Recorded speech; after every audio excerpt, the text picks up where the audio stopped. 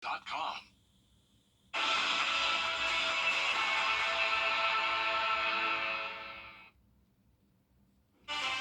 Cooler temperatures as we begin 2024. I'll have details coming up in your 5 for 6 forecast. Right now on News Channel 6 at 4, it may seem like a lot of people are sick, and they are. But when should you go to the doctor? We'll have advice from the experts. Plus, Kwanzaa celebrations are underway.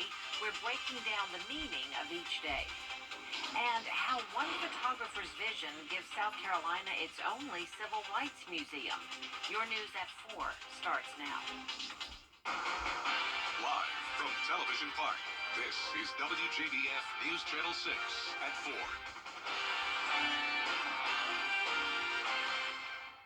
Good afternoon, everyone. I'm Jenny Montgomery. Thank you so much for joining us. Coverage you can count on begins with an unfortunate side effect of the holidays. While you've been gathering with friends and loved ones this season, germs and viruses have been gathering as well. Local doctors tell us that since November, they've seen more cases of multiple viruses, with the flu being number one. The CDC says Georgia and South Carolina are in the very high range for flu cases. Sneezing, coughing, fever, congestion, shortness of breath, aches, and chills are all symptoms of a viral infection. Doctors say if you start to experience more severe rapid onset symptoms, go get tested as soon as possible so you can start treatment. You want to get tested so that you know if it's influenza or COVID, because the good news is both of those do have a medication, but what's key about it is both the medications need to be started as early as possible to do the most benefit and to decrease complications the most. And it isn't too late to get your flu shot. They are available at any local pharmacy or doctor's office. The American Red Cross is offering you the chance to save a life and win Super Bowl tickets. And all you have to do is roll up your sleeve. All blood types are needed. If you donate blood, platelets, or plasma through January 5th, you'll get a Red Cross t-shirt. If you donate any time in January, you will automatically be entered into a national drawing to win a trip for two to the Super Bowl in Las Vegas. You can go to any of the local Red Cross blood collection centers to donate blood or platelets. And incentives to donate too at Shepherd Community Blood Centers. This week you can see a movie for free. Just donate blood at any Shepherd Blood site or mobile blood drive. They're giving out free tickets to Regal Cinemas in Augusta and Aiken to all donors now through Saturday. That ticket never expires, so you can use it whenever you like. That's just one small thank you that we like to give to our donors. A complete list of donation locations can be found at shepherdblood.org. Shifting now to other news, starting in North Augusta, where a woman is facing charges in the death of a 1-month-old baby. 21-year-old Jordan Fowler is charged with unlawful neglect of a child. In an affidavit, deputies say Fowler caused serious injuries to 1-month-old Charlotte Fowler by squeezing and shaking her. Charlotte died on October 15th at her home on Riacourt. The Richmond County Sheriff's Office needs your help to find a suspect. Jonathan Martin is wanted for an assault that happened Christmas Day at the Onyx Apartments on Wrightsboro Road.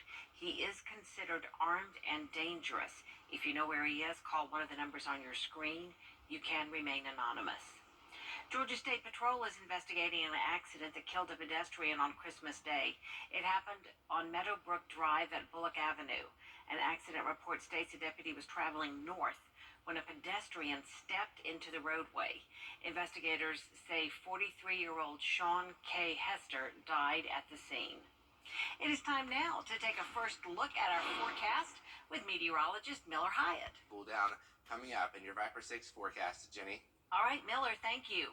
Today is the second day of Kwanzaa. Kwanzaa was started in 1966 by a professor at California State University, Long Beach. It was designed to be a non-religious celebration of family and social values. The holiday was adapted from the first fruit celebrations of ancient Africa.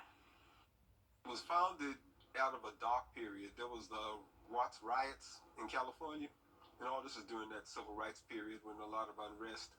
And in the midst of the riots, which was a dark period, Dr. Karengo came up with the idea to do something positive. Concerning Kwanzaa, There are three things that Kwanzaa is.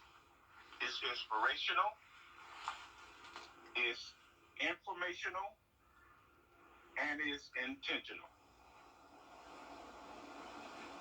Kwanzaa lasts until January 1st. It became more popular in the late 80s and 90s. People use different props each day to signify its meaning. Gregory Woods explains. Kwanzaa is about family, African Americans, our culture, our accomplishments, as well as reflecting on our ancestors. The Kinara holds the 7 candles, which represents each day of Kwanzaa. The black candle represents the people. Red stands for the sacrifice of Africans and African Americans, and green stands for the wealth of the land. Each day a candle is lit to honor a principle of the cultural celebration. The black candle stands for the Swahili word umoja, which means unity. The second principle is kujichagulia, self-determination. The third principle is ujima, collective works and responsibilities. The fourth principle is ujama, collective economics. The fifth principle is nia, purpose. The sixth principle is kaumba, creativity. And the seventh principle is imani, faith.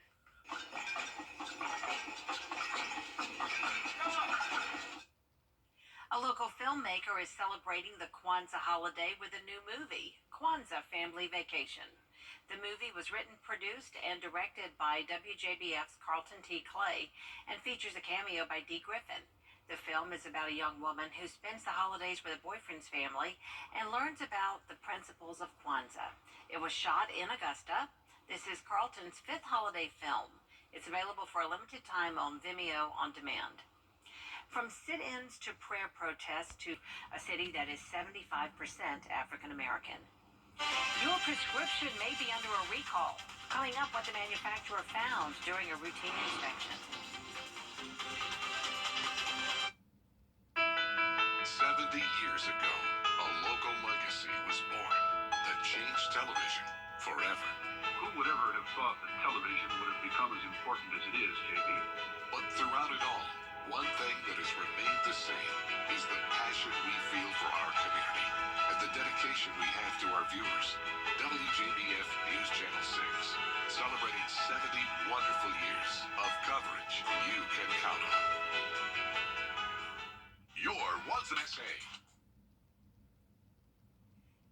Some prescriptions used to treat diabetes, kidney disease, and other conditions are being recalled after an inspection showed signs of trouble. Various sodium bicarbonate injections, like the ones on your screen, could have small pieces of glass in them, according to Hospira.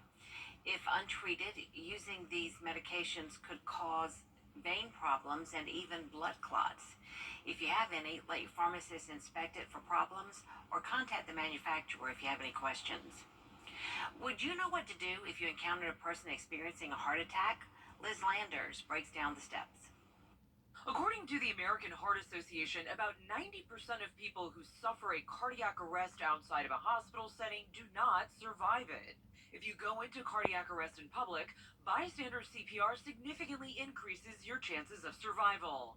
However, not everyone has the privilege of learning how to perform CPR, especially those from marginalized backgrounds.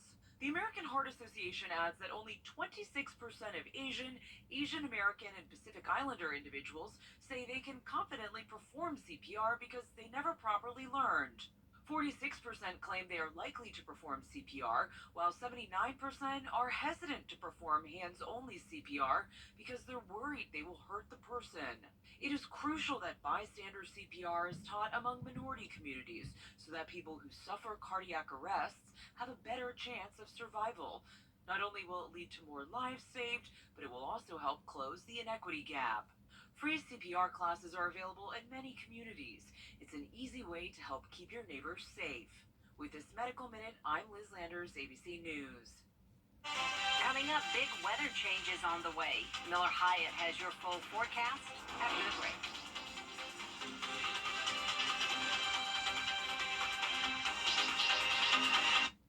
I'm attorney for. All right, that sounds great, Miller. Thank you so much. Coming up, this holiday dessert dates all the way back to ancient Rome.